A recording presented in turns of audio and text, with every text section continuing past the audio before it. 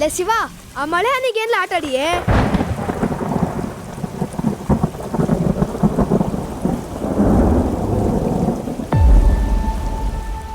ಅಣ್ಣ, ನಾವ್ ಯಾಕೆ ಸ್ಕೂಲ್ಗೆ ಹೋಗ್ಬೇಕು? ಸ್ಕೂಲ್ಗೆ ಕಲಿಯಕ್ ಹೋಗ್ಬೇಕು. ನಾವ್ ಯಾಕೆ ಓದ್ಬೇಕು? ನಿಂಗೆ ಕನ್ನಂಬಾಡಿ ಗೊತ್ತಾ? ಕನ್ನಂಬಾಡಿ ಅಣೆಕಟ್ಟು ಕಟ್ಟಿದ್ದು ಒಬ್ಬ ಇಂಜಿನಿಯರು. ಅವರೇ ನಮ್ಮ ವಿಶ್ವೇಶ್ವರಯ್ಯ. ಓದಿದ್ರೆ ಮಾತ್ರ ಏನಾದ್ರೂ ಸಾಧನೆ ಮಾಡಕ್ಕಾಗೋದು. 1 2 4 8 1 2 ಆದ್ಮೇಲೆ 4 ಅಲ್ಲಕಲ್ಲ 8. ಗೌಡ, ಆಲೆ ಮನೆ ಪತ್ರ ಹೆಂಗಿದ್ರು ನಂತಾವೇ ಐತೆ. ಅದ್ರಾಗ ಒಂದ್ ಹೆಬ್ಬೆಟ್ಟು ಯೋಚನೆ ಮಾಡು.